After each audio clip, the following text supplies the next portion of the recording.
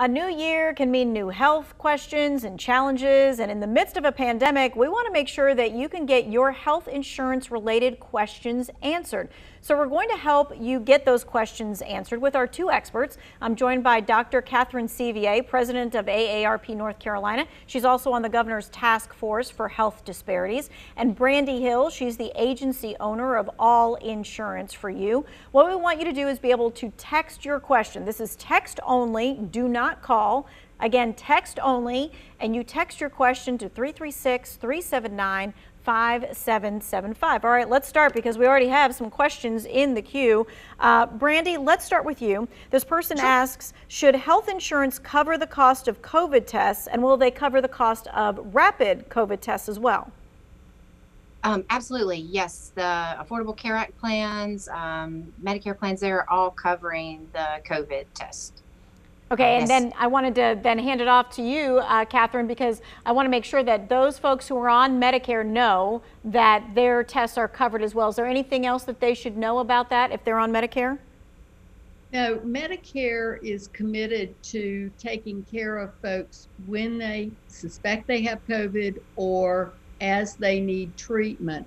And in fact, they've made some changes to make sure that people get the coverage they need, such as waiving some of the medication costs for the 90 days after having a COVID diagnosis.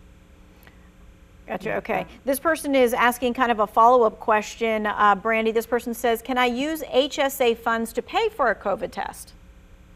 Oh, absolutely. Yes, you can use HSA funds for anything medically necessary. Sure. Any kind of test there.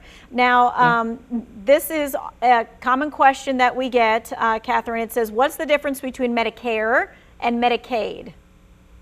So Medicare is an entitlement program that you are eligible for when you turn 65 to become your primary coverage for your medical insurance.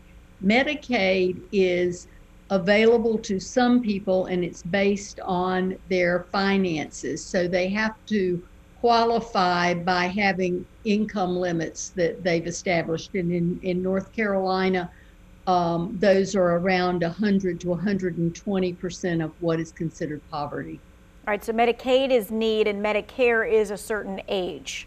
Exactly. Okay, good to know. All right, hey Brandy, let's talk about folks who may have missed the open enrollment for healthcare. What is their option now? So generally, you have to have some type of life change, like you've moved or gotten married or lost your coverage through your employer. I think we're going to be opening up that again. I think our new administration with Biden is going to be offering some new options. So keep an eye on the news for that. Check with your local agent and or the marketplace if you've lost your coverage or didn't get to enroll during open enrollment. So that there is going to be another option for that, another opportunity? We're pretty sure that's coming down the pipeline, yes. Okay, so if this is in this particular time frame before that comes down the pipeline, are there any options for people, or is like COBRA the only option at this point?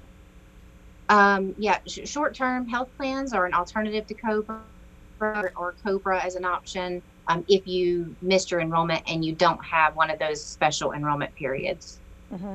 All right. We're getting back to a few more questions here. This person is asking about enrollment for Medicare. And I know we do have a graphic that kind of explains when you should enroll in Medicare. This person says, I'm going to be 65 in August. When do I need to apply for Medicare? So Catherine, as you answer that question, we'll put up that graphic so people can kind of see that enrollment time. Great, thanks. So when you're turning 65, there is a 7-month window, 3 months before you turn 65 and 3 months after, and you must enroll at that time. Even if you have other insurance, it is critical that you go ahead and sign into the Medicare program, because if you do not, and you don't fit the criteria for waiving Medicare if you have other insurance, then you will forever pay a penalty when you try to get Medicare Part B for the rest of your duration. So it's really important as you get to that 65, and if you go on the website, Social Security is very clear about what you have to do and how you have to apply. Even if you are still working and you have health care with your job, sometimes a lot of people get kind of, misinformation that way. You still need to apply for Medicare Part B. Absolutely. Absolutely. And Medicare Part B, just so you'll know what it is the part of your insurance that pays for physician visits and diagnostic tests. And sometimes when people have a qualified insurance plan, they don't need that right away, but you have to waive it with a clear restriction, or you will be fined 10% a year for every year for the rest of your life if you don't sign up on time. So by all means, sign up. Go to the Medicare.gov site and they tell you about those criteria. All right. We want to make sure that's very clear. Part B, you need to sign up for Part B, whether you are working and have your own insurance, whether you think you're going to need Medicare or not, you have to sign up for Part B when you're 65. Otherwise, you are going to incur fines, which nobody wants to pay more for something that they could have had it less, right? Okay, we're going to continue to take your text questions. You are welcome to text while we are in break, 379-5775. We'll be right back.